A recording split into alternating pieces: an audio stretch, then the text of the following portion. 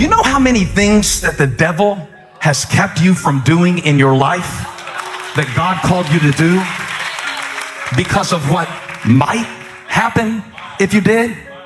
And a lot of us, the enemy doesn't even have to fight us with real events or circumstances.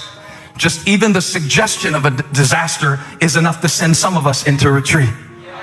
And so just even the thought that what if they don't like you is enough to keep you in the house. Or just even a thought what if they break my heart is enough to keep you from extending yourself in relationship. Or just even a thought, many of you are reluctant to get involved in this church because you had a previous bad church experience.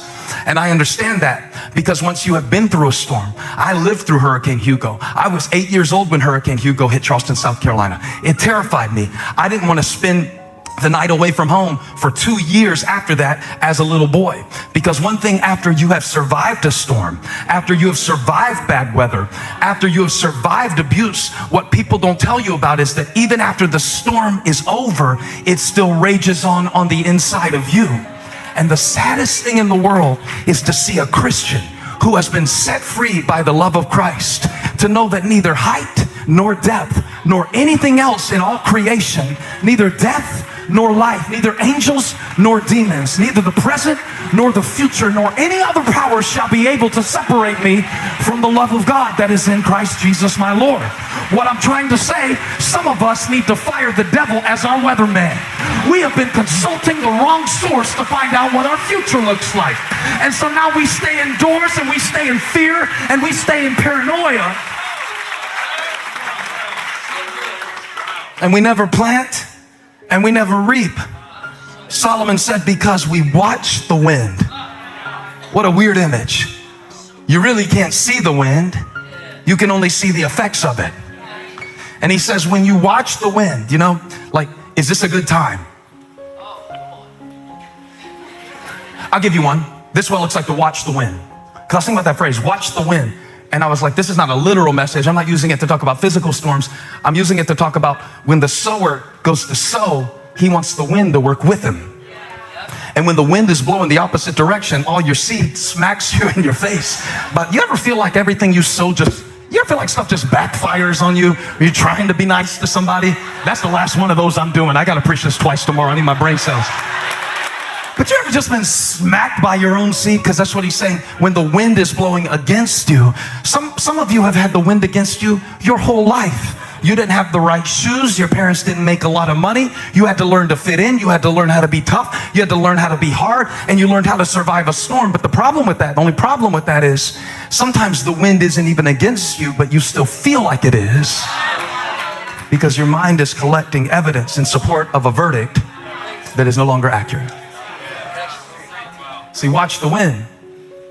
Try to find out what's popular. It's not popular. I'm going to preach this to our students. They've got Rhythm Night coming up next Sunday night. And I want you to talk about this in some form, Tim. Is that watching the wind is like trying to determine what's going to gain you clout. And then you let clout overrule character. And watching the wind is trying to be like, oh, do they like me? Do they like me? Is this what I need to be like? That's watching the wind. Can I give you another one that's watching the wind? It's needing to be in a good mood to keep your commitments. That's watching the wind. Because some of my weather systems are internal. And I found out a long time ago that usually the mood that you're in when you make a commitment will not match the mood that you're in when it's time to keep the commitment. And so to watch the wind is for those of us who sometimes need to feel it in order to fulfill it. And Solomon says, the wisest man, the richest man, the man who said that to do things for vanity's sake is like chasing after the wind. He uses this metaphor a lot in his book, Ecclesiastes, the collected teachings, which are like Proverbs, but it's written in such a way as to condense the knowledge of the universe and the futility of vanity. He uses this image of the wind. Why? because it is an invisible force. And he says, if you are always checking with and consulting how you feel, you will always find a reason to contradict your responsibility. So there will always be a reason, watch this, that you don't feel like forgiving people. But if you want to be free, you might have to go against your feelings in order to live in freedom. I'm saying you might have to walk against the wind. You might have to forgive against the wind, especially in marriage. I love Holly so much because she decided a long time ago that I was the man for her. She reached the verdict on Furtick before she ever took my name as her own.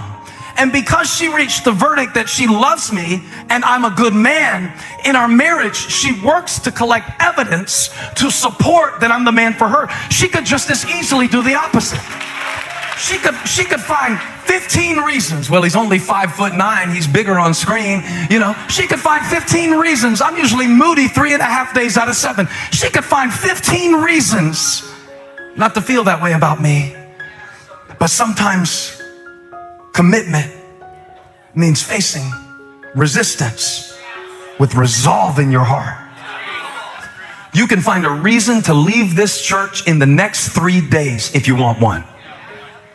Matter of fact, the law of averages says that there's somebody on your row right now who, if you get to know them, they will give you a reason to leave this church in the next 3 days because they will disappoint you with their lack of Christian character.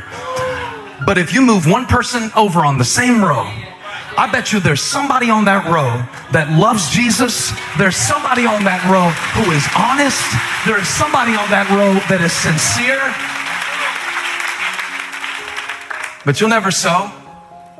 But see, I'm gonna do the tithing thing, but I'm gonna do it after I get my thing, because the thing after the thing is gonna do the thing. And then this thing happened, there was the thing, but the economy, but the presidential election. You see how we do it? Consulting the forecast instead of consulting our faith. He who regards the wind or observes the wind will never sow. And he who looks at the clouds will never reap. Because it always looks like it could rain anytime. And you can't get the harvest in when it's wet. And Solomon didn't have a Weather Channel app. And Solomon didn't have a Weather Channel. He's dealing with people who would consult the conditions before keeping their commitments. Watching the wind. How many people have not started what God told them to start because they've been watching the wind? Been waiting for more spare time. I'm gonna write a book one day. You even keep a journal right now. I'm gonna write a book one day. When are you gonna write it? I'm gonna build a cottage in Maine. It's the thing I'm gonna do one day. You got some family land? Nope. It's an imaginary scenario that keeps you from an actual opportunity. Do you see it? Watching the wind is wishing that you had a different wife instead of loving the one that you've got like Christ loves the church. This is getting good. This message is going to be better than your beard by the time I finish with it, my brother. And that's saying a lot. But you know, Peter knew something about watching the wind, though, didn't he? Peter, the apostle who was always wanting to do something impulsive. Sometimes it worked for him. Sometimes it worked against him.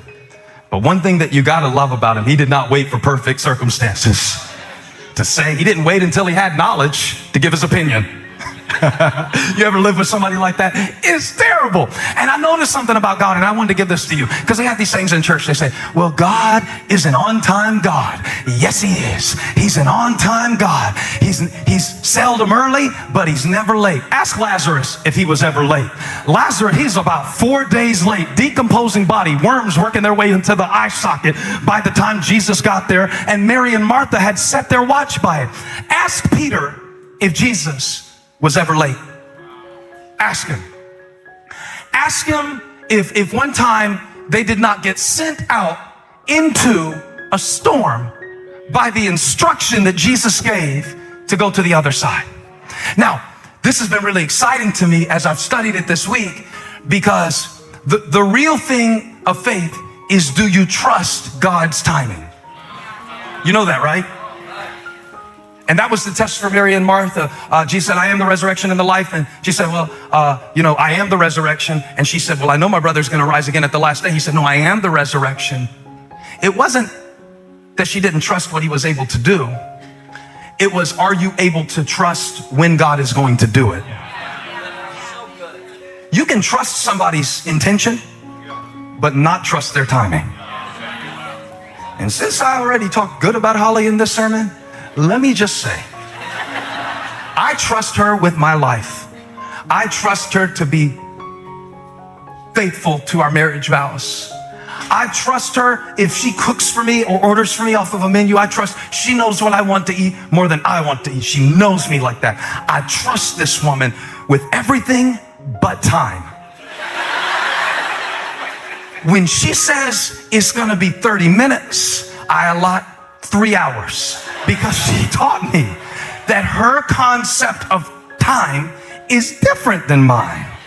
One is correct, one is delusional. And I trust her. I really do.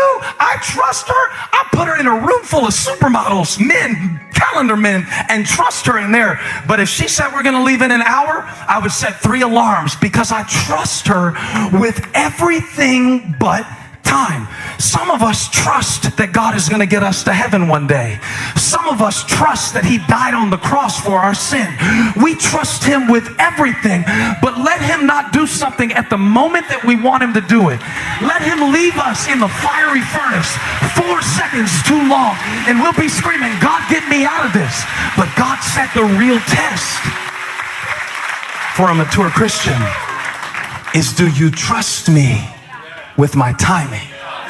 Trusting him in the meantime is where maturity is developed. And Jesus was always doing stuff at a bad time. He was always going to Jerusalem at the time when they all wanted to kill him. That's a bad time to show up when they're looking for you to execute you. It's a bad time. 5,000 men, women, and children show up on the other side. Now, this is right after John the Baptist. I just want you to know how often God does things in our life at a bad time. Because some of y'all are like, right now in your life, like, well, this is a bad time for me, God. And I used to have this friend, every time he called me on the phone, he was so respectful. He would say, good time or bad time? Always wanted to know that before he said anything else. And I believe the Holy Spirit is saying to somebody today, good time or bad time? And you're like, this is a bad time. I'm too old to be doing this now. I'm too young to be doing this now. I'm too busy to be doing this now. I used to have a better job. I used to have more money. It's a bad time. But God likes to bless people at a bad time.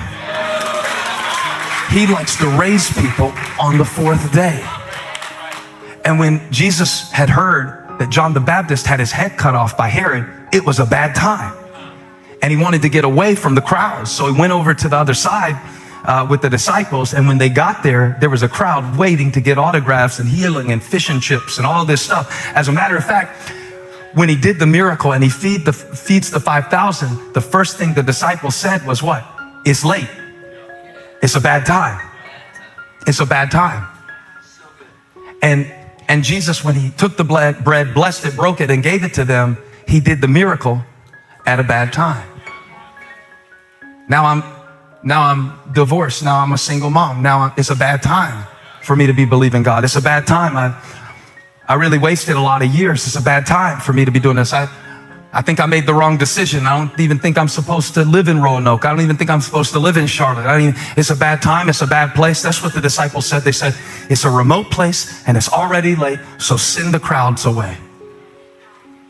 And Jesus said, no, I want to bless them when it's too little and when it's too late. Because I want to bless you when you think it's a bad time, so I can teach you how to consult your faith instead of consulting your forecast. You got the wrong weatherman. You keep watching the weather. And so now you live in fear of everything that could happen and everything that has happened. And as long as you watch the weather, as long as you keep that wrong weather, man, this is what God showed me. The weather is meant to be checked, not watched. When you sit around and watch it all day, it scares you. Oh, everything. It's good to plan. It's good to make provision. But don't watch the weather. If you watch the weather, you'll get in your feelings and you'll get out of your faith. And now the wind, watch this, will work against you to contradict the word that God spoke to you.